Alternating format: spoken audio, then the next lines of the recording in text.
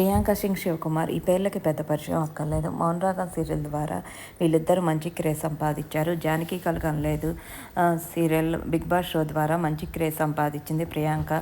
శివకుమార్ ఇంటికి దీపం ఇల్లాల ద్వారా అందరినీ ఆకట్టుకొని వెబ్ సిరీస్ల ద్వారా యూట్యూబర్గా కూడా అందరినీ ఆకట్టుకుంటుంది. ఈ జంట ఎప్పటికప్పుడు సోషల్ మీడియాలో చాలా యాక్టివ్గా తమకు సంబంధించిన అప్డేట్స్ని షేర్ చేస్తూ ఉంటుంది. మా టీవీ వాళ్ళు ఉగాది సందర్భంగా మా ఇంటి పండగ అనే